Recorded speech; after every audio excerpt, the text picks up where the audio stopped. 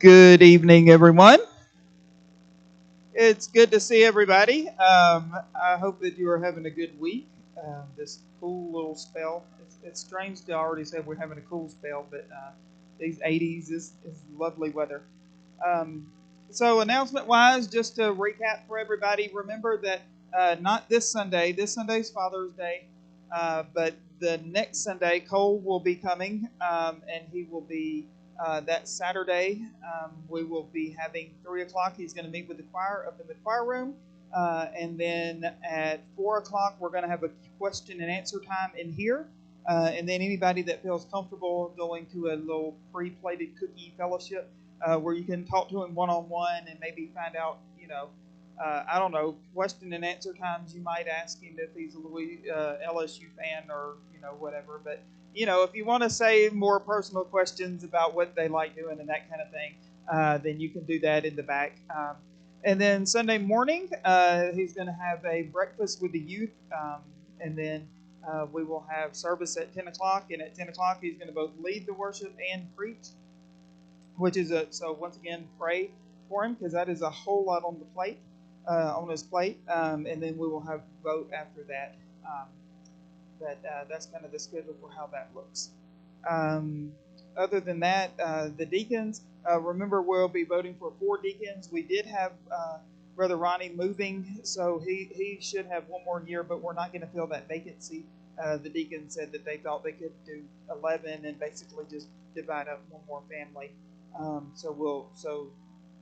For this year we'll just have 11 deacons. But what you need to know for praying for who you're going to write down is be thinking towards 4 deacons. Are there any questions about anything that's going on in the world? Well, maybe not the world, maybe just the church. That is going to be July the 12th or the Thursday before that.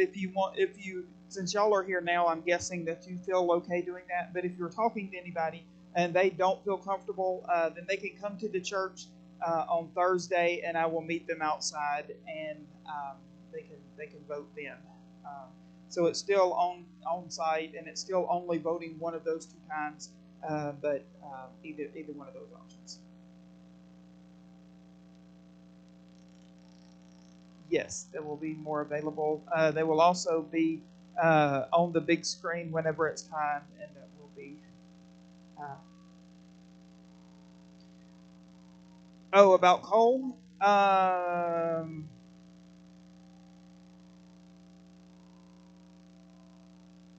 don't know that we have a bio. There's it in the letter. I don't know if have you gotten a letter yet? In the letter that explains some of it, there's a little blurb that Raina wrote. But yeah.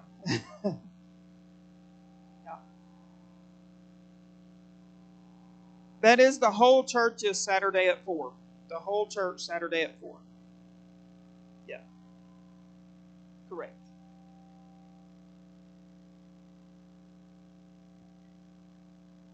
Sullivan.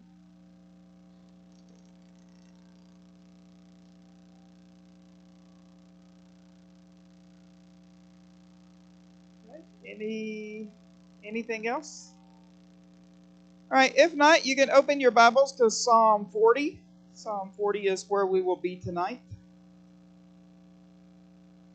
Don't know if anybody's Bible has this on there, but you see Psalm 41, and that's the end of Book 1. So next week we're going to finish Book 1 of Psalms. Not that that means a whole lot, other than it's one of those mile marker kind of things.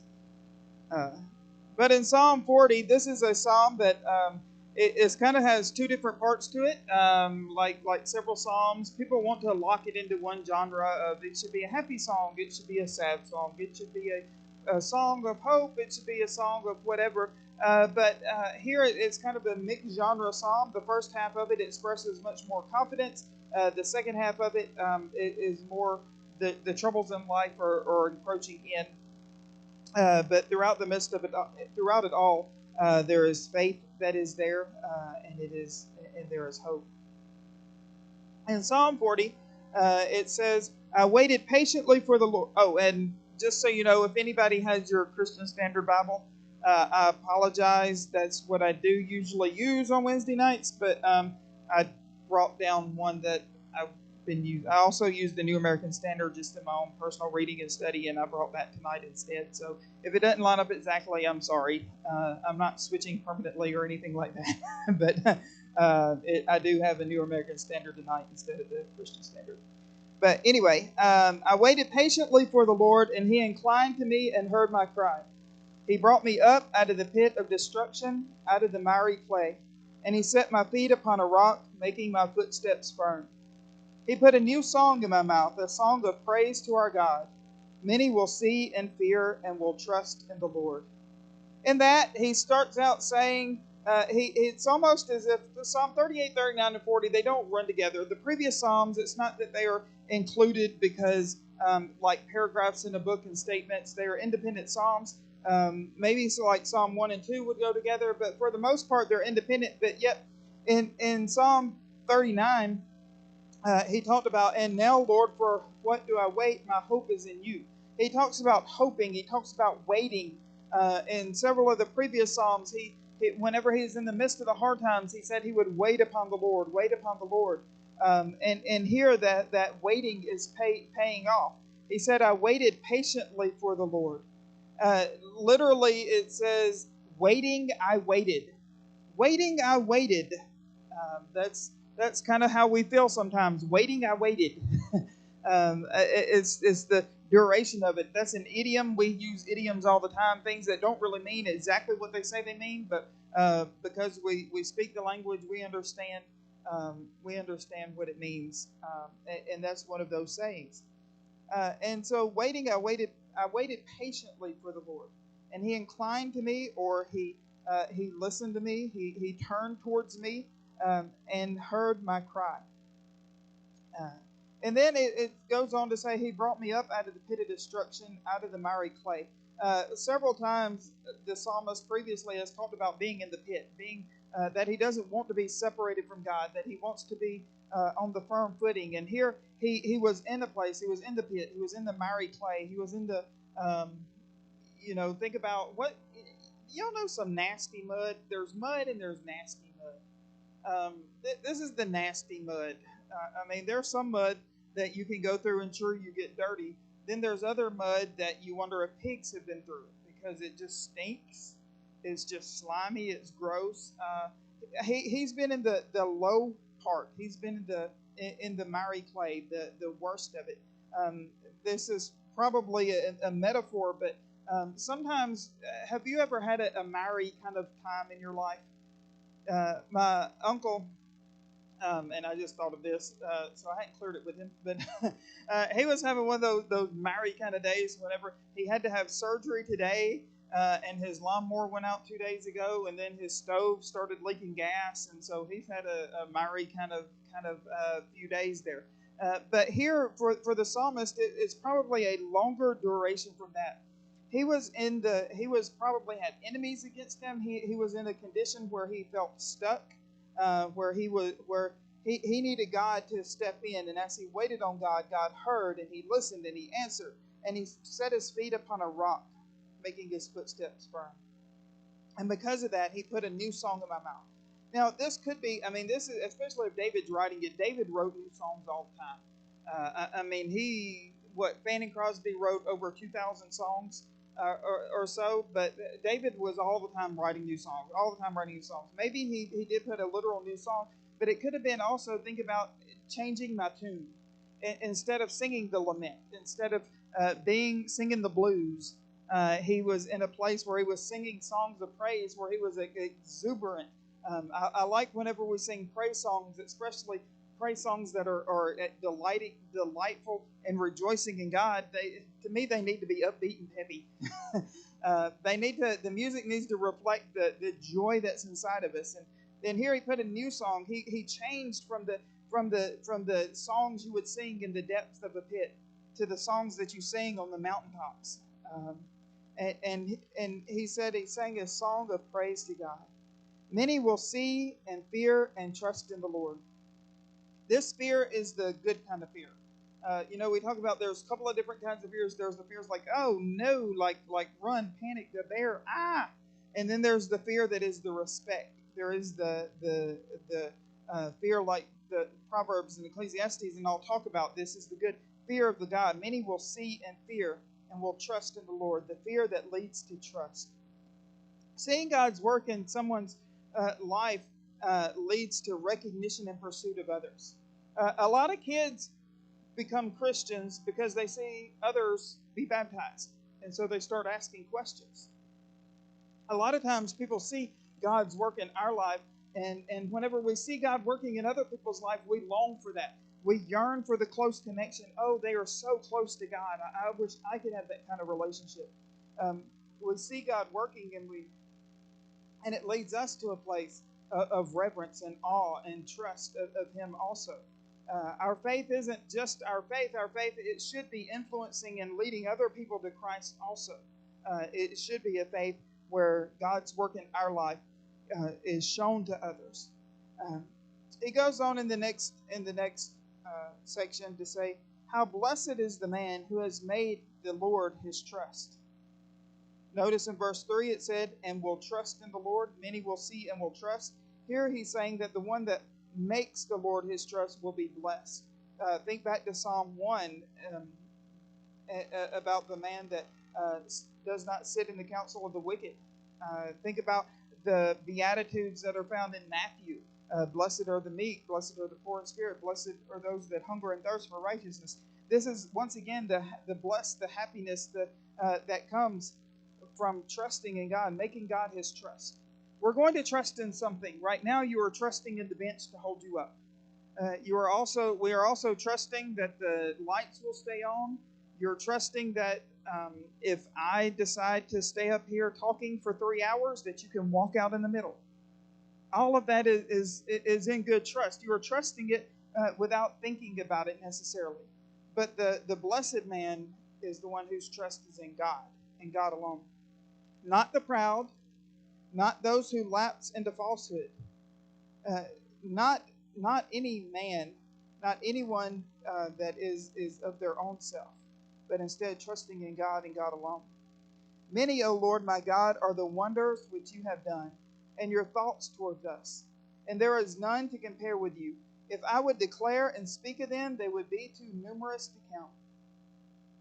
Now, actually, going back, it says, "Nor trust in those who lapse into falsehood." Falsehood is one of the ways that the Bible used to describe, especially in the Old Testament, other religions, false gods. And so many lapse into falsehood. The Israelites sometimes would lapse into the Baal worship and the Asherah and the other religions of the people in the area, but not those that fall into that trap. The psalmist, though, looks at the wonders of what God does. Many are the wonders which you have done. Now there is the wonders that he has done are multiplied. Once again, it's not just his history alone. It's not just my history with God. God, you picked me up out of the pit, so now I can trust you. He says your wonders are exceeding beyond that. Many, O Lord, are the wonders you have done. Not just based off of the immediacy, but looking at all the wonders. But he says also that it is there is none to compare with you. If I would declare and speak of them, they would be too numerous to count. Well, that and the too numerous is probably poetic hyperbole, but it's also reality.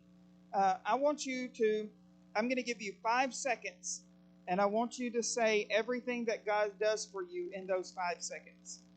1, 2, 3, go.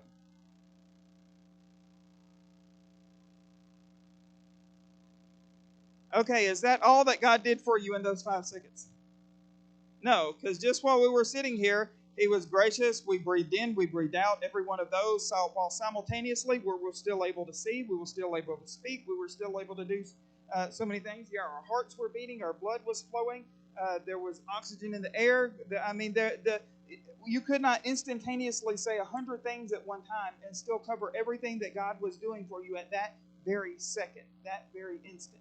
Literally, what He does for us. His wonders are too numerous for us to say, but also, if we stop and think about wonder upon wonder, many I feel like many is such a small word. There's got to be a what's how do you say many times infinity? How do you express? In fact, that's what he's talking about. He said there is none that can compare you if I would declare them and speak of them. Our mankind doesn't have the language. We don't have enough words and enough adequate words in the human speech to declare what God is, who God is, and what God does. He is beyond our comprehension. He is beyond our expression. That's one reason why I think so many times we stumble over theology, because we're trying to put something that is beyond the English language into English words. Like that, it is bigger than what any word that we have, and certainly God is, and so we fail at that. We fail whenever we stop to say how wonderful He is. I don't know if David did sing a new song at this time. Maybe he learned something new and he said, "Look, I've been singing about God's love this way, but man, if I had this strain to it, and if I had this to it, and we could come up with 2,000, we can come up with 20,000 or 200,000 new songs, and each one still wouldn't praise God. Added all together, still wouldn't praise God enough for who He is. He is beyond our comprehension. Many are the wonders in your thoughts towards us.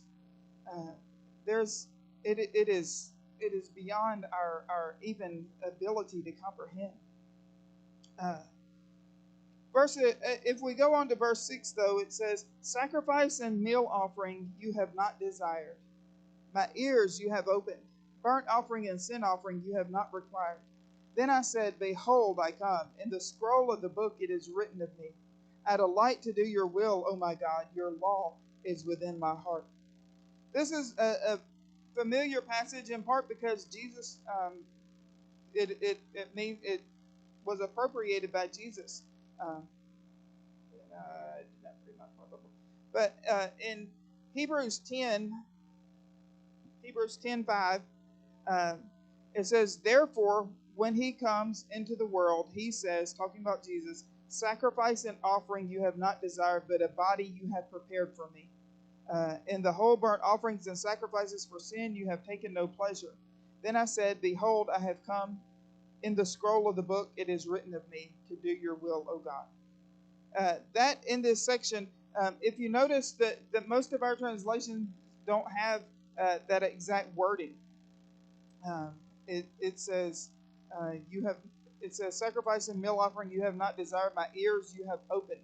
That "my ears you have opened" is kind of odd.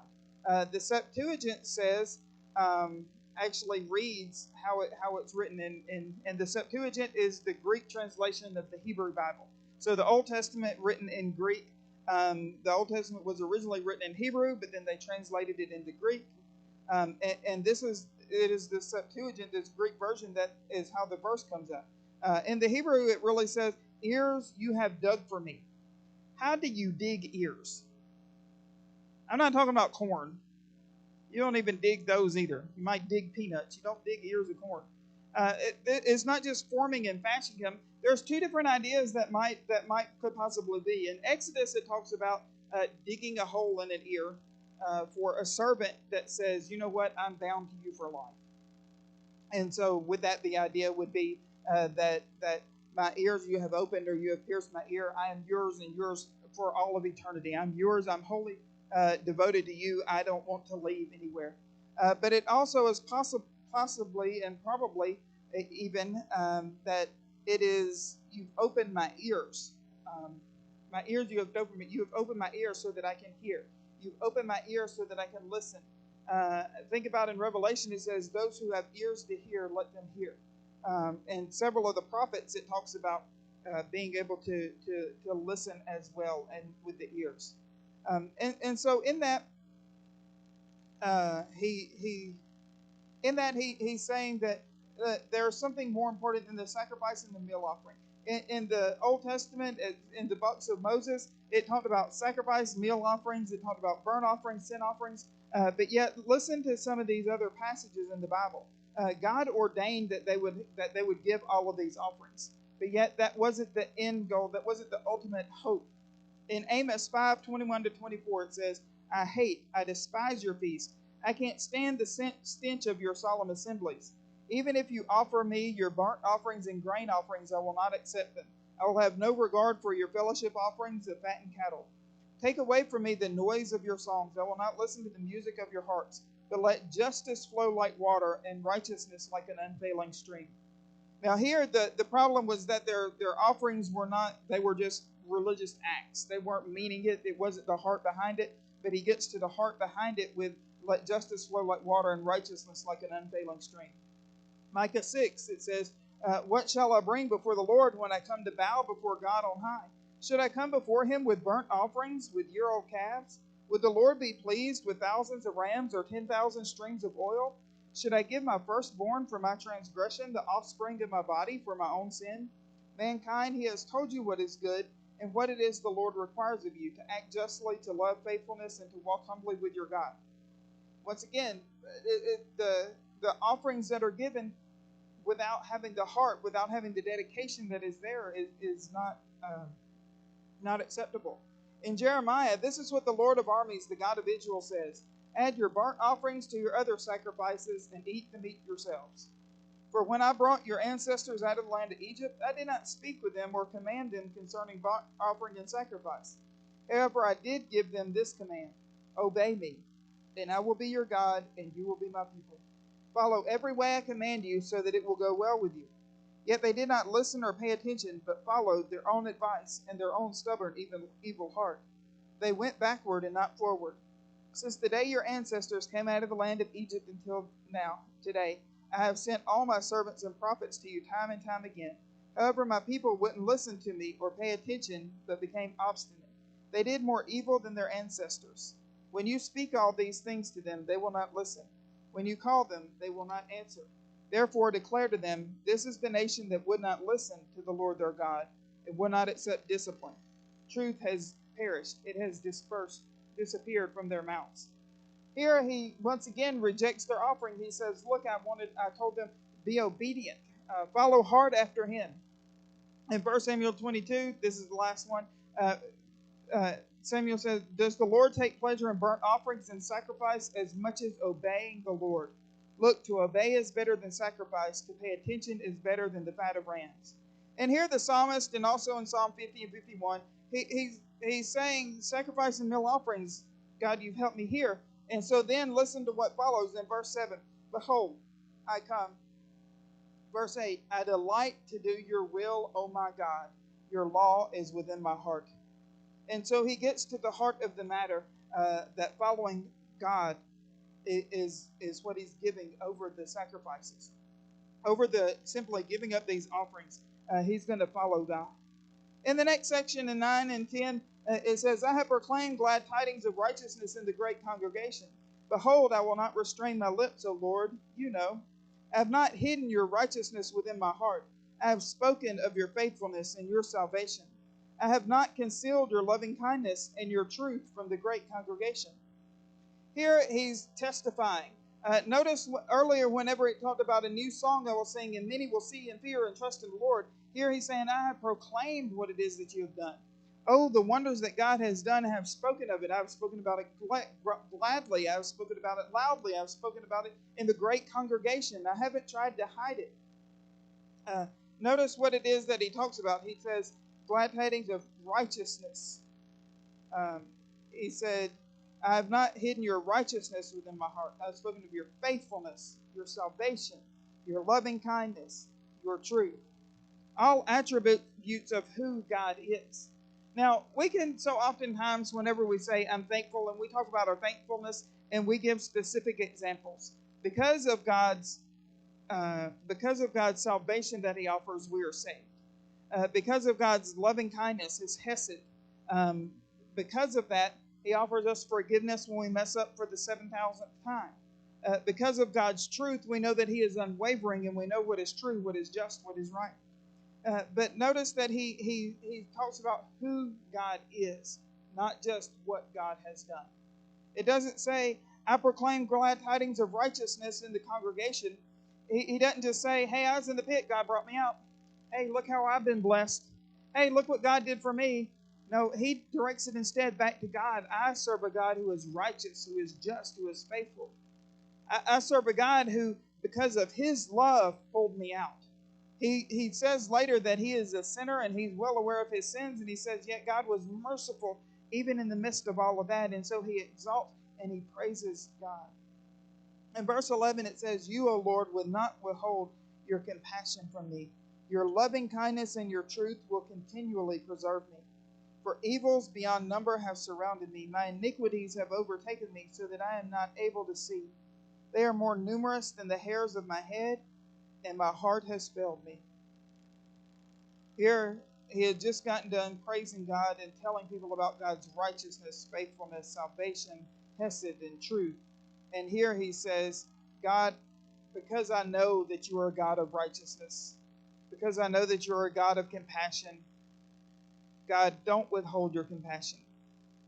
His experience with God in the past has brought him to a place of faith where he now prays for compassion or for tender mercies, for loving kindness, for truth. The very things that he's praised God for, the things that he's experienced, the things that he knows to be true about God, is the very things that he's calling on and praying for now. His former actions have led to a future faith, is a way of saying it. Now, his iniquities, in verse 12, it says, my iniquities have overtaken me. That either could be, look, I keep sinning. It could be like Paul, that I don't want to do, I do, and that what I do, I don't do. It could be that his iniquities have overtaken him and he can't handle it, but it could also be that the result of his sins. It could be his sin or the result of his sins, but either way, he said, look, my wrongness has become a detriment to me, as we know it would be, and I'm not able to see. Sin blinds us to God. The consequences of sin blind us to God. Whenever we are pursuing God, when we want to see God, sin is going to throw up it's going to be a stumbling block. The Bible talks about it in a lot of different ways that it's a stumbling block. So it's also a blinder. If you're not feeling close to God, it might just be a dry season in your life, but there could also be an unconfessed sin that is keeping you from having the closeness to God that you desire and that you long for.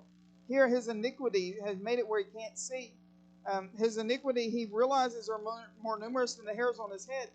Now, I don't know how much hair you have on your head. Only God knows that. But even if you don't have much hair, starting to count it, and you get the idea. For those that have a whole lot of hair on your head, still, your iniquities outnumber the hair on your head. Whenever we really stop and think about how oftentimes, because we know our hearts, we know that, look, I didn't want to do that, but I did it anyway. But whenever we get real with our lives and start and we're to really put a number on how many times we mess up during the day, it's a lot. But thankfully, we have a God of compassion, of tender mercy. We have a God of hesed, of that loving kindness, that dogged love, even whenever we are rebelling against him. He then goes on and asks, be pleased, O Lord, to deliver me. Make haste, O Lord, to help me. It's not a question of God's ability. It's a question of, is that what God wants? Let God be pleased to do that. Let those be ashamed and humiliated together who seek my life to destroy it. Let those be turned back and dishonored who delight in my hurt. Once again, like so many of the other Psalms, he's praying a boomerang prayer for those living in iniquity, that it would come back upon them. Let those be appalled because of their shame who say to me, aha, aha. Now, I'm sorry, every time I read that, there's some kind of disconnect between their culture and ours. Because if somebody goes up to me and says, aha, aha, I'm probably just going to go, aha, you know. But we understand that evidently, aha, aha is a laughing at his situation. It's a putting down. It's a seeing the psalmist in his condition, and it's a term of derision. It's a term of putting him further down than where he is. And so he's saying, let them be appalled that they would go that way. Let those who seek you rejoice and be glad in you. Let those who love your salvation say continually, the Lord be magnified. Since I am afflicted and needy, let the Lord be mindful of me. You are my help and my deliverer. Do not delay, oh my God. He ends with that shining last two verses that let those who rejoice and be glad in you. Let those who seek you rejoice and be glad in you. That's not only their attitude, that is their condition in life, that is their disposition, that is let those that seek you rejoice and be glad in you. Let those who love your salvation say continually, the Lord be magnified. Lord, be mindful of me. You are my help and my deliverer. So he ends in a place of hope and trust. So although he starts with the experience where he has waited on God and God has delivered him, he goes on to say that he's going to sing a praise. He sings praises to God. He then goes on to kind of bring it down a little bit into the condition that he is facing. But yet his hope and his trust is in God, and he ends up with a song of praise and a prayer for deliverance. So that's our little devotion for tonight. How does that apply to our lives? Because we always want to apply things to our lives. So as we're looking at Psalm 40, how do we apply Psalm 40 to our lives? What is one action step that we can take this week based off of reading Psalm 40? Anybody?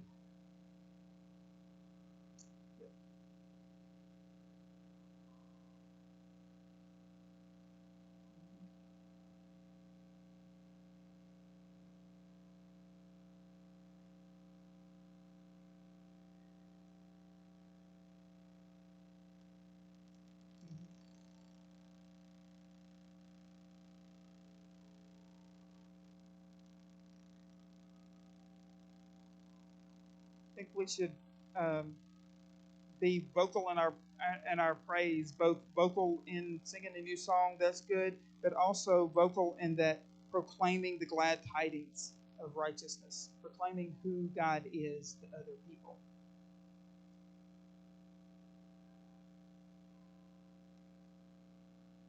Right? Well, as we go into our time of prayer, let's start off by doing that, by naming some great things about God. Tell me something that one reason God is good, God is great, not just because He gives us food, but why is God good and why is God great?